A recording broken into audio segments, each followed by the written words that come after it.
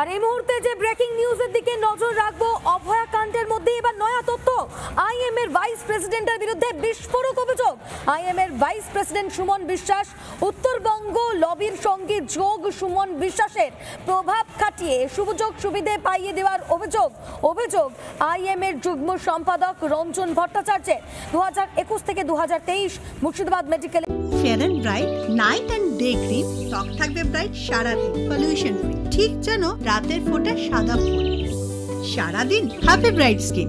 Foundation day celebration কমিটির সম্পাদক ছিলেন এই সুমন বিশ্বাস। আইএম এর যুগ্ম সম্পাদক রঞ্জন ভট্টাচার্য কি বলেছেন শোনাই আপনাদের। এই মুর্শিদাবাদ মেডিকেল কলেজের এই থ্রেড সিন্ডিকেট সমগ্র জেলাতেও বিস্তার করেছে এবং সেটা কিন্তু একটা এর মধ্যেই আমরা ভাইরাল হয়েছে একটা এরকম ছবি পেয়েছি। এই ছবি অনুযায়ী যদি আমরা দেখি তাহলে সেখানে যাদের নাম রয়েছেন তারা একসময় আমার সহকর্মী ডক্টর সুমন বিশ্বাস রয়েছেন। এখানে আমরা শুনেছি যে বিভিন্ন জায়গা থেকে টাকা দাবি করা হতো এবং সেটা চিকিৎসকদের থেকে এবং অন্যান্য চিকিৎসা প্রতিষ্ঠান যারা বিচার করে তাদের থেকেও নেওয়া হতো। এছাড়াও আস্তে আস্তে ডক্টর সুমন বিশ্বাস এই উত্তরবঙ্গ লবির যারা মাথা তাদের সাথে একসাথে ভিড়ে যান এবং 9ই আগস্ট যেদিন এই অভয়া হত্যাকাণ্ড ঘটে সেই দিন আমাদের কাছে প্রমাণ আছে যে পশ্চিমবঙ্গ রাজ্য মেডিকেল কাউন্সিলে ডক্টর সুমন বিশ্বাসও ছিলেন। অকুস্থলে আরজিকর মেডিকেল কলেজে তিনি গিয়েছিলেন কিনা আমরা জানি না, কিন্তু সেখানে তারা ছিলেন এবং যখন ওই দলটা যারা ফিরে আসে মেডিকেল কাউন্সিলের যে দল তার মধ্যে ডক্টর সুশান্ত রয়, ডক্টর বিরূপাক্ষ বিশ্বাস, ডক্টর অভিক দে, ডক্টর সুব্রত সেন, ডক্টর তাপস চক্রবর্তী, এদের সাথে ডক্টর সুমন বিশ্বাসও এখানে ছিলেন। সুমন বিশ্বাসের বিরুদ্ধে বিস্ফোরক অভিযোগ করলেন এই আইএম এর ভাইস প্রেসিডেন্টের বিরুদ্ধে এই বিস্ফোরক অভিযোগ এবং অভিযোগ করলেন আইএম এর যুগ্ম সম্পাদক রঞ্জন ভট্টাচার্য। 2021 থেকে 2023 পর্যন্ত মুর্শিদাবাদ মেডিকেলের ফাউন্ডেশন ডে সেলিব্রেশন কমিটির সম্পাদক ছিলেন এই সুমন বিশ্বাস। আরো বিস্তারিত জানাবেন এই বিষয় নিয়েই আমাদের প্রতিনিধি ইন্দ্রাশিস আমাদের সঙ্গে রয়েছে। ইন্দ্রাশিস, একটা বিষয় জানতে চাইবো, এই সুমন বিশ্বাস তার ভূমিকা কি ছিল? দেখো, সুমন বিশ্বাস তিনি কিন্তু আইএম এর ভাইস প্রেসিডেন্ট পদে এই মুহূর্তে তিনি রয়েছেন এবং যেটা এই সুমন বিশ্বাসের বিরুদ্ধে মূলত বিস্ফোরক যে অভিযোগটা উঠে আসছে, উত্তরবঙ্গ লবির সঙ্গে প্রত্যক্ষ এবং পরোক্ষভাবে কিন্তু যোগাযোগ রেখে গিয়েছেন এই সুমন বিশ্বাস এবং গত 9ই আগস্ট এই অভয়াকাণ্ডের দিন তিনি কিন্তু রাজ্য মেডিকেল কাউন্সিলেই তিনি ছিলেন।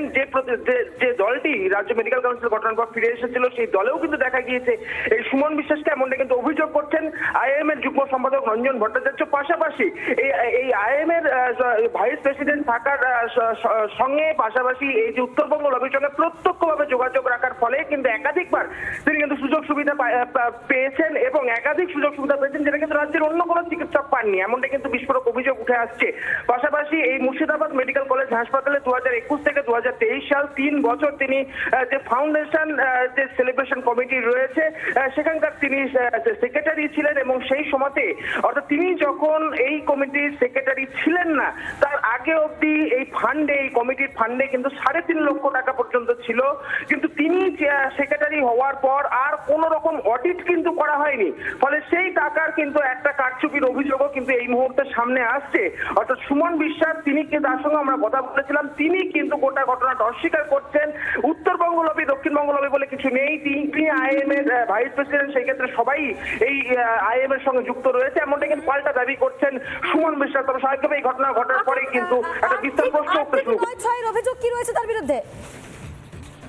হ্যাঁ দেখো, আর্থিক মঞ্চের অভিযোগ একটি রয়েছে এবং এই অভিযোগ কিন্তু ইতিমধ্যেই সামনে আসছে যে 2021 থেকে 2023 সাল এই যে 3 বছর তিনি যে মুর্শিদাবাদ মেডিকেল কলেজ হাসপাতালে যে ফাউন্ডেশন সেলিব্রেশন কমিটির সেক্রেটারি ছিলেন সেই জায়গা থেকে দাঁড়িয়ে তিনি থাকার আগে, তিনি পদে থাকার আগে 3.5 লক্ষ টাকা কিন্তু ফান্ডে ছিল, কিন্তু তিনি যখন সেক্রেটারি হন তারপর থেকে কিন্তু আর কোনো রকম অডিট হয়নি। এই গত 3 বছরে তিনি কিন্তু কোনো অডিট তিনি করেননি, কোনো অডিট আসেনি, সেক্ষেত্রে কিন্তু 3.5 লক্ষ টাকা একটা কারচুপির অভিযোগ কিন্তু আসছে।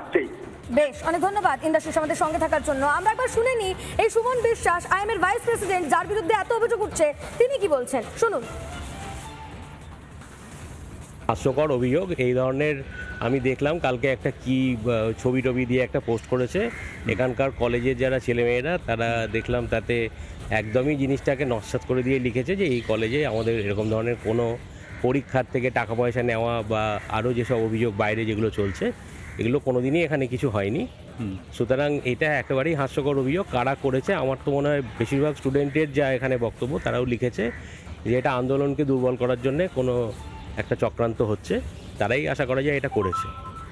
আর এরকম ধরনের north Bengal lobby, south Bengal lobby আমার কাছে এরকম কিছু নেই। আমি নিজে আইএমের ভাইস প্রেসিডেন্ট, নির্বাচিত ভাইস প্রেসিডেন্ট, কাজেই এখানে north Bengal lobby, south Bengal lobby বলে আমার কাছে কিছু নেই।